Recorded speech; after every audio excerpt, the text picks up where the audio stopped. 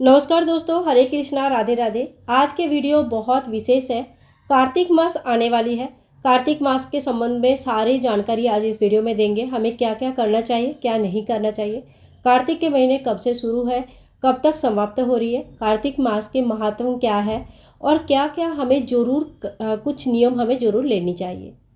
तो कार्तिक महीना सबसे पहले देखते हैं शुरू कब से हो रहा है। 18 अक्टूबर 2024 दिन रहेगा शुक्रवार और यह है आश्विन पूर्णिमा यानी कि शरद पूर्णिमा के दिन से। और समाप्त हो रहे 15 नवंबर 2024 दिन फिर से रहेगा शुक्रवार और यह है कार्तिक पूर्णिमा यानी कि देव दीपावली। तो ये जो दो पूर्णिमा आता है, आश्विन पूर्णिमा और कार्तिक पूर्णिमा, ये दो पूर्णिमा के बीच में पड़ने वाली जो महीना है कार्तिक मास। कार्तिक मास भगवान श्री कृष्ण को, भगवान विष्णु नारायण को बहुत प्रिय है।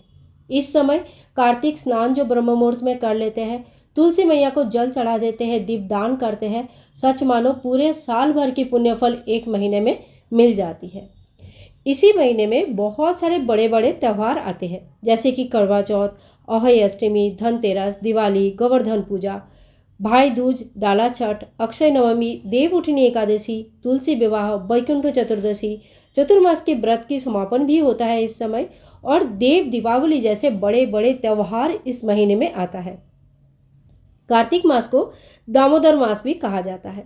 दामोदर भगवान श्री विष्णु नारायण का ही एक नाम है और उनको ये महीना बहुत प्रिय होता है।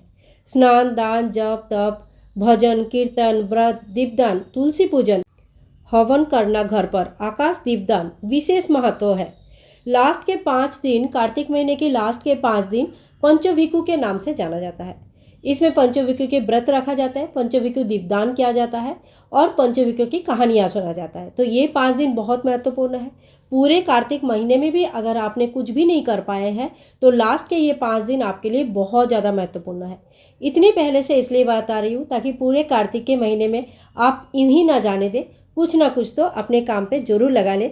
भगवान का डिस्काउंट वाला महीना है तो हमें इस महीने में कुछ ना कुछ पुण्य जरूर कर लेनी चाहिए। कार्तिक महीने में कार्तिक महत्व कथा सुना जाता है, कहानियाँ सुना जाता है। तो आप कार्तिक की कहानी, तुलसी जी की आरती, तुलसी जी की कहानी, ये सारी चीज़ें सुबह सुन सकते हैं, या अगर आपके पास किसी वजह से समय नहीं है तो आप दिन में जब भी समय मिले आप ये कहानियाँ सुन सकते हैं। अब आइए जान लेते हैं कि कार्तिक महीने में कौन सा नियम है जो हमें जरूर पालन करना चाहिए। सबसे पहले तो ब्रह्म मुहूर्त में स्नान करना। कार्तिक स्नान का विशेष महत्व है। कार्तिक स्नान, इन सभी नियमों के बारे में विस्तारित रूप से आप लोगों से बात करूंगी। पहले हम नियम सुन लेते हैं। पहला, ब्रह्म मुहूर्त में स्नान। दूसरा, तुलसी पूजन। तीसरा, हरि जागरण। चौथा, दीपदान। पांचवा, उद्यापन। और इसके अलावा 2 और नियम है जो आपको सुनना चाहिए, जानना चाहिए। सूर्य भगवान को अर्घ्य देना तथा जल चढ़ाना और गौदान करना। तो ये 7 ऐसे कर्म है जो हमें करना चाहिए। अब इसके बारे में विस्तारित हम जान लेते हैं।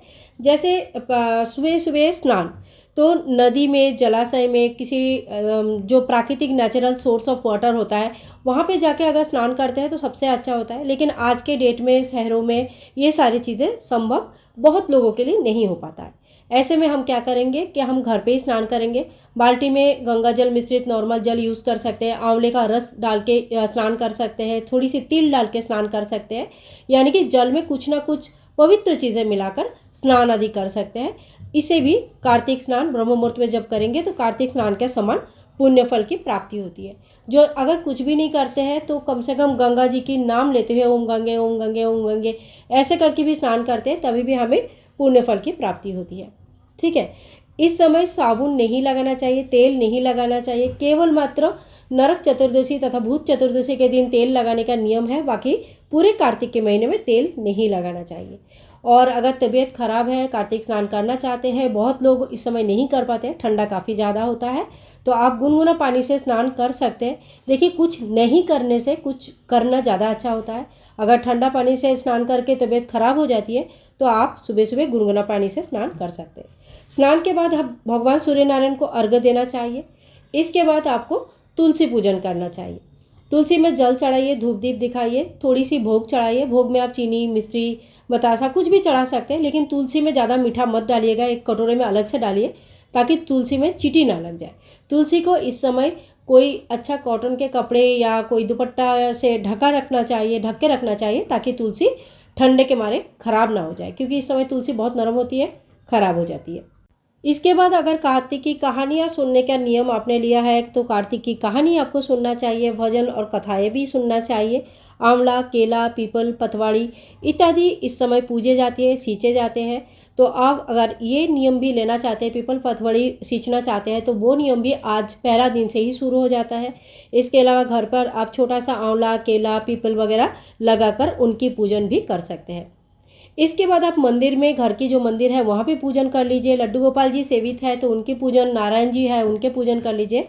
घर में जो भी देवी देवता है सबके पूजन कर लीजिएगा। कार्तिक महीने में हरि जागरण तथा जप तप, कहानी सुनना, महत्व कथा सुनना, माला जप करना बहुत ज़्यादा महत्व रखता है। तो लास्ट के जो 5 दिन है, मैंने आपको कहा कि ये पंचोभिकु के नाम से जाना जाता है। इस 5 दिन में कथा सुनना, दीपदान करना, व्रत रखना बहुत ही ज़्यादा महत्वपूर्ण होता है। अब आते हैं हम चौथा नियम यानी कि दीपदान पे। दीपदान डेली हमें तुलसी के सामने करना चाहिए, भगवान विष्णु जी के सामने दीपदान करना चाहिए। तुलसी जी को आप घर पर विशेष स्थान में रख के विशेष तरीके से भी पूजन कर सकते हैं। रोज़ फेरी ले सकते हैं, रोज़ तुलसी मैया की कथा पढ़ सकते हैं, रोज़ तुलसी मैया का जप कर सकते हैं, चालीसा पढ़ सकते हैं और कार्तिक की कहानियाँ पढ़ सकते हैं। तो ये बहुत ही पुण्य फलदायी होता है। कहते हैं कि तुलसी मैया जिस घर में पूजित होते हैं उस घर में रोग आदि व्याधि सब चीज़ें दूर हो जाती है। ठीक है। पितरों के नाम पे एक दीपदान शाम के समय बहुत जगह पे किया जाता है। इससे पितरों बहुत तृप्त होते हैं। घर के बाहर दक्षिण के तरफ मुंह करके पितरों के नाम पे दीपदान किया जाता है, किसी खुली जगह पे, जैसे कोई आंगन हो गया, बैल्कनी हो गया या छत हो गया, ऐसी जगह पे। आकाश दीपदान भी किया जाता है, यानी कि घर के सबसे ऊंचा स्थान में एक दीपदान किया जाता है। संभव नहीं है तो आप रात भर किसी छोटा सा बल्ब को भी चालू रख सकते हैं। इसको भी आकाश दीपदान के समान ही माना जाता है। इसके बाद जो 5वां नियम है वो है उद्यापन। कभी भी हम जो नियम लेते हैं व्रत का, तो उसका उद्यापन होना भी बहुत ज़रूरी होती है। तो व्रत का उद्यापन है लास्ट। कब उद्यापन? देखो, कोई कोई एकादशी से लेकर एकादशी तक कार्तिक के व्रत रखते हैं, वो तुलसी विवाह के दिन उद्यापन करते हैं। और कोई कोई पूर्णिमा से लेकर पूर्णिमा का कार्तिक का व्रत रखते हैं, तो वो कार्तिक पूर्णिमा यानी कि देव दीपावली के दिन उद्यापन करते हैं। उद्यापन के दिन आपको ब्राह्मण भोजन करवाना चाहिए और संभव है तो एक ब्राह्मण ब्राह्मणी की जोड़ी को भोजन करवाए। यथासंभव दान करना चाहिए। दान आपका ठंडे के समय है तो ठंडे के हिसाब से दान करना चाहिए, जैसे कंबल वगैरह, जूते और ठंडे के सामान दान करना चाहिए। गौ सेवा दान कर सकते हैं। अगर गौ का आपने कुछ नियम लिया है, डेली खाना खिलाना, डेली गौ को लिए कुछ चारा खिलाना, तो आपको लास्ट दिन भी गौ सेवा करना चाहिए। और जो उस गाय का जो मालिक है उनको कुछ ना कुछ आपको दान आदि करनी चाहिए, वस्त्र, दक्षिणा वगैरह इत्यादि। संकल्प लेके आप उद्यापन कर लीजिए कि पूरे कार्तिक के महीना मेरा संपूर्ण हुआ, आज मैं उद्यापन कर रही हूँ। उद्यापन के संपूर्ण विधि मैं बाद में अपलोड करूँगी। तो ये एक नियम होता है जो लास्ट में आपको जरूर कर लेनी चाहिए। अब हम जान लेते हैं हमें क्या क्या नहीं करना चाहिए। तो देखिए, पूरे कार्तिक के महीने में हमें तेल का यूज़ नहीं करना चाहिए, प्याज लहसुन नहीं खाना चाहिए, मांस मदिरा नहीं खाना चाहिए, कलह क्लेश में, चुगली इत्यादि में हमें भी ज़्यादा इन्वॉल्व कभी नहीं होना चाहिए। दूई दाल जो होता है, जो 2 टुकड़ा होता है, जैसे मूंग, मसूर, उड़द वगैरह नहीं खाना चाहिए। बहुबीज जैसे बैगन हो गया, ये नहीं खाना चाहिए। मूली नहीं खानी चाहिए। देसी घी इस समय खाना चाहिए। तेल के जगह बहुत लोग देसी घी यूज़ करते हैं। भूमि में शयन करना चाहिए। और हाँ, संयम रखना बहुत ज़रूरी है। जितना हो सके कम बोलिए। कम बोलने से आपके मुंह से कम खराब शब्द निकलेगा। ये आपके व्रत को संपूर्ण करने में आपका हेल्प करेगा। ब्रह्मचर्य का पालन हमें करना चाहिए कोई भी व्रत के दौरान। तो ये थी कार्तिक महीने की संपूर्ण नियम।